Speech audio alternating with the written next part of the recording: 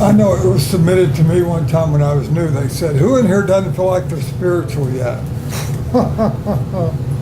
You know what I mean? And then he said, well, who in here doesn't feel like they have health yet? Well, you could raise your hand if you wanted to, but we have health.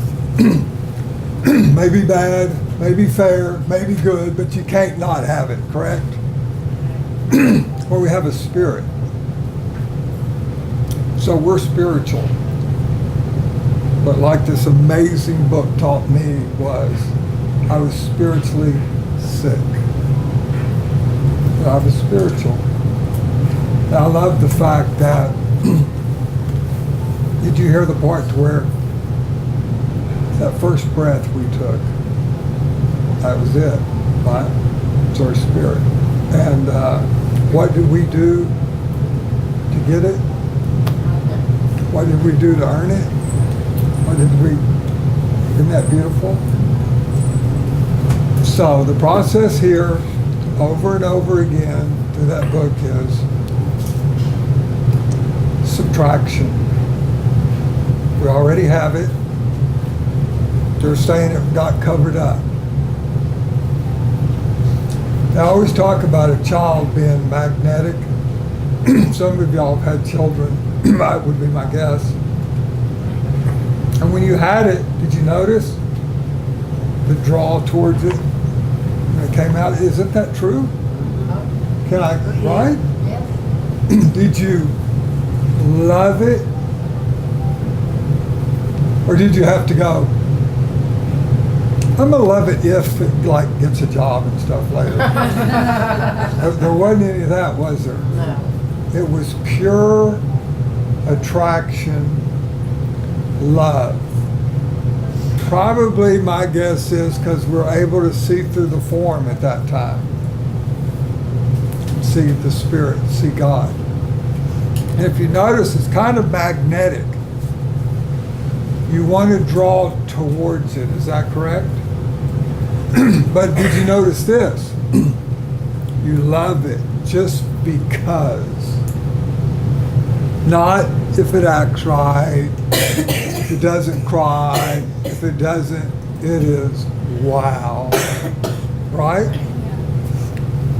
Did you notice that though when you turned to your 13-year-old, you went, you need to change. Get that one. You need to get your shit together. Okay, as if it's different, that they're not that anymore. Or how about ourselves? Do you know we are still that? It's not that we got to get that back. It's, I don't know about you, but I suspect I've drugged my magnet through the junkyard of life. I thought I needed stuff. And I needed so much that nothing else worked, and then finally drugs, or we all know the story. By the time I got to you, I was this big ball of junk that I'd attached onto me. And here's the problem. I thought that's who I was when I got here. Then you turned me on to a wonderful process of removal. Face and be rid of. Find the things that are blocking us. Asking God to remove, and it's all that little deal here. And somewhere in that process, all of a sudden this bright, beautiful light will find a little crack to shoot through, you know? And you'll see it in other people. You ever notice somebody that's in here and they come in and they're just gone? I mean, if you want to watch somebody get clean and sober, you only got to look at one thing, their eyes, okay? And when you get here and you're new, you can look in there, baby, and there ain't nobody home. Hello? Gone. But as we do this work, do you ever notice it? Do you see what happens to them? Sometimes even their whole face starts glowing, doesn't it? You need to know they didn't get anything. They just started removing what was blocking it. Selfishness, not sharing. Dishonesty. How you doing? Fine. When I'm dying. You start getting honest, open, real, vulnerable. And then all of a sudden, baby, that starts falling away, and then that which we already are starts expressing itself in us. And that's why, even when I got to step 10, after all that work, here was the direction. Watch for the 4 things that block me: selfishness, dishonesty, resentment, fear. When it crops up, do I ask God to help me deal with it, cope with it, learn how to live with it? Oh no. God remove that. Okay? So, I really loved that video, and that spirit that's inside of me, it gets touched by a lot of things, you know, like the difference between the way I felt before I watched the music and during the music. Did y'all feel it? Oh, yeah. That's what it's all about, baby. Right there. That's why I'm still here. Okay? And that's not anything you needed to get. You came with that. You were born with that. I love what Chuck C says. What I've been looking for, I'm looking with. And this is a process of uncovering, discovering, and discarding the things that stand in the way of me, you, and God. There it is right there. Wow. Alfred Lord Tennyson, poet, right? God is nearer than breathing and closer than hands and feet. Oh, so, you know, the realization dawns that the God I was seeking is not out there. The God I was seeking is within me. The realization that I guess for me the breakthrough was I had to go through this terribly dark place in the late 1990s and then come out the other end and go through some terrible suffering. But I'll say it this way, and I guess I say it for its shock value. I have no soul. I finally realized that. I have no soul. I am soul. It's not a possession. It's what I am. That's the realization of my true self. There is no selfhood apart from God. There is no Morgan self or Chuck self. There's only God self. There's only God appearing as you and you and you and you and everybody else on the planet. God appearing. The entire universe is spiritual. It doesn't come in pieces. There's not a material world here and some heaven someplace else in some other zip code or time zone. It's all right here, right now. The 5 senses are very limited. The spirit, I don't know how, there's so many different ways that it has come to me. We talk about a spiritual experience as if there's some other kind of experience. The spirit is the only thing that ever experiences anything. Now, my experience for many years of my life was full of fear and resentment and guilt and shame and all of the other nastiness. But that was the spirit in me lost in a delusion. And we talk about awakening from a dream. We talk about being driven by a self-delusion. And the spiritual work that we do, the self-searching, leveling of pride, and confession of shortcomings, which is the way the Big Book describes it, or uncover, discover, discard, is the process by which that which was always true about me is allowed to finally live and come forward. It's not about finding God, it's about releasing God from the prison of my own ego, from my own delusions about myself, my sense of being less than, not good enough, and having to prove something, that somehow if God really knew me, he would kill me. This is what made 4 and 5 so difficult for me. I think for everybody, this self-searching is very difficult at first. Somehow my false self, the ego, does not wish to be examined. That's why it's so easy to take other people's inventory and so difficult to take my own, until I learned how to do it. And then I discovered the power of doing that. And I began to be able to stop taking anybody else's inventory. It doesn't matter. My opinions of you are unimportant. Your opinions of me are actually unimportant. What's important is that I know the truth about who I am, what I am.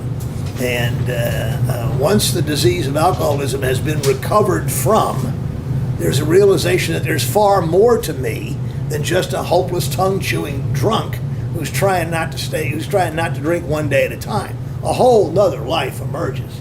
A whole nother being emerges. And the nature of this being is love. Very simple. That's the missing component. And I was incapable of giving and receiving love when I was lost in my selfish, self-centered, angry, frightened, conflicted personality, ego, whatever you want to call it, this false self. And so the meditation techniques that come down to us from thousands of years ago, the Buddhists have one called Vipassana meditation. It's basically focus on your breathing. Just be aware of your breathing. Because I had to realize that I, of my own self, am not breathing. I'm being breathed. There's a power greater than myself that's breathing through this form. I can't beat the heart in this body. Can you beat your heart? Do you guys know how to do that? I don't know how to do that. I've had a gun barrel in my mouth and I tried to stop it from beating and I couldn't even seem to pull that off. So talk to me about powerless, okay? I'm powerless. It's not my life. And these are the dawning realizations. And as this became real for me, my problems all disappeared. They stopped being problems. Now life is full of unresolved situations. Stuff is always happening. And I'm able to deal with them today without completely flying off the handle, going into a rage, breaking things, getting drunk, hitting people in the nose, any of that stuff, see? I'm able to deal with it because it's just a situation, because I know the truth. You will know the truth and the truth will set you free. A wise prophet once said that. It's interesting, though. He went on to say that before it does, it will disturb you greatly. Very frankly, the truth will piss you off once you finally confront it. Because in order to break through to this, I had to constantly acknowledge that I was the architect of my own misery. I was the cause of all of my own troubles. It was never them, it was always me.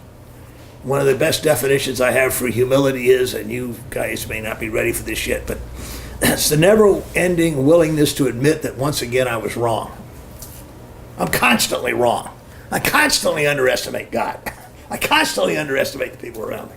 I constantly fall into the old trap of limiting people in my mind and then realizing that's silly. They're children of God. All of you are God's kids. You're infinite beings having a finite experience.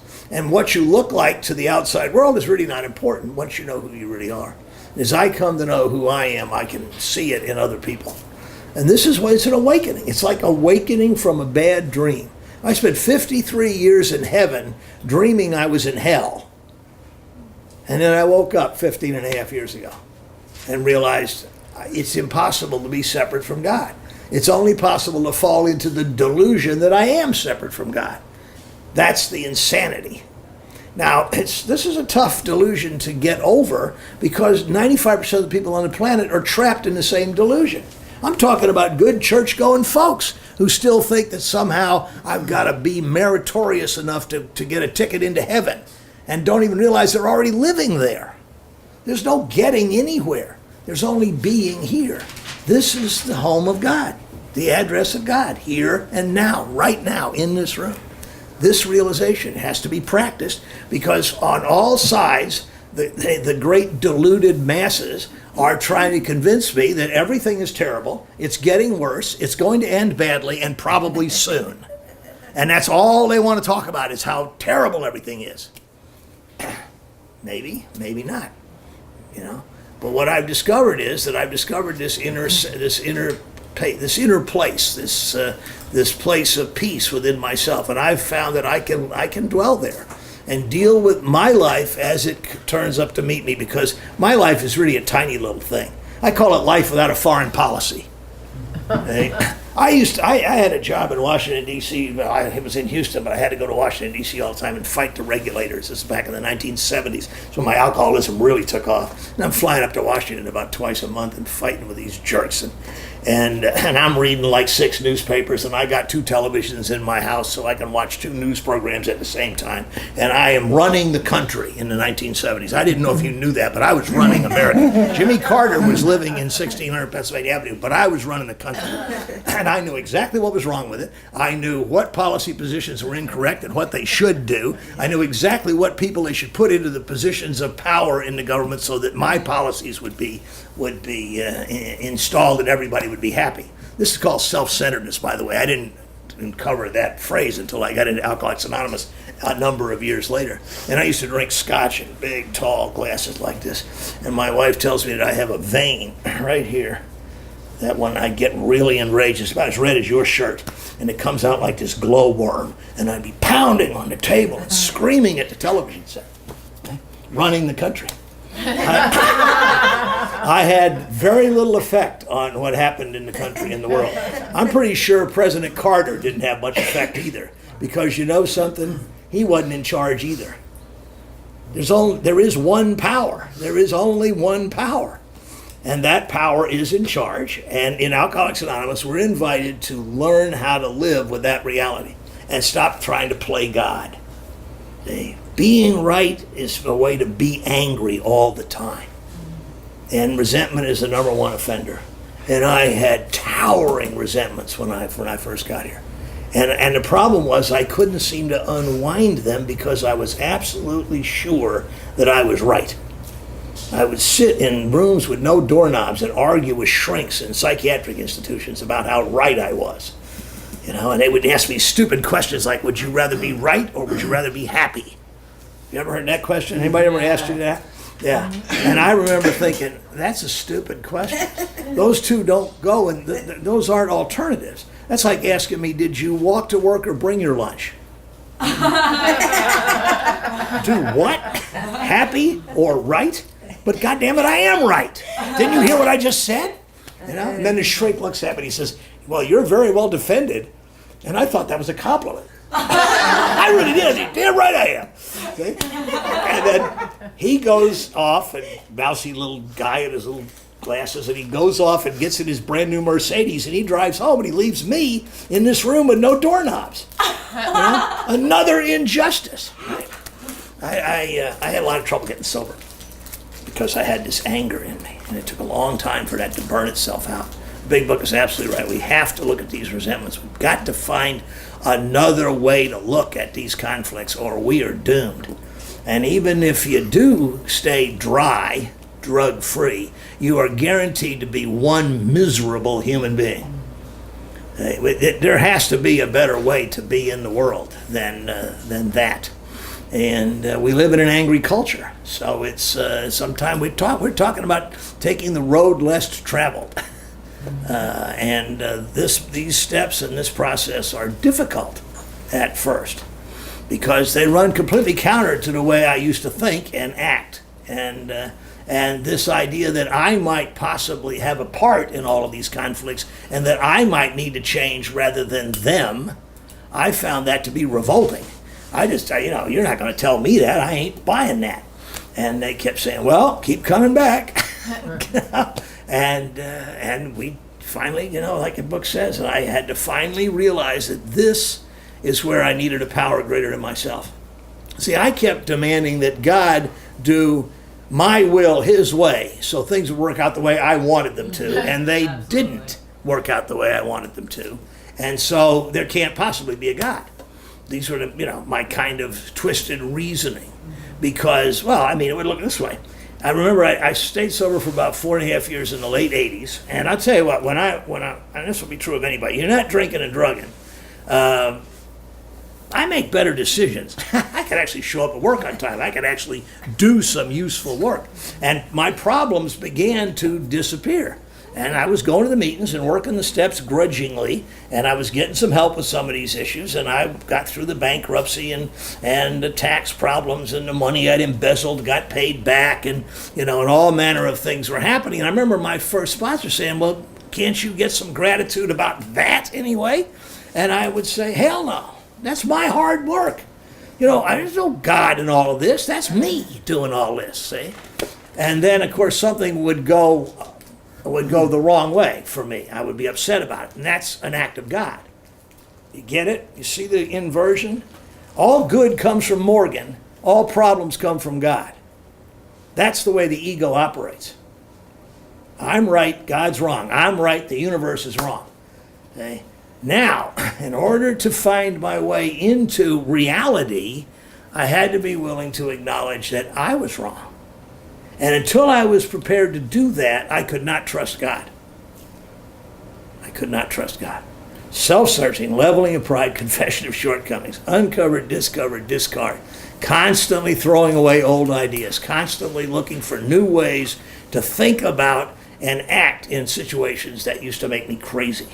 And at first it was painful and difficult. And of course, like everybody who was new in the program, I had tons of problems that were all caused by me and my alcoholism, but still, you get here, you sober up, I sobered up, and, after about 90 days or 60 or 90 days of being sober, there's a realization that, however it worked out, my life's a mess.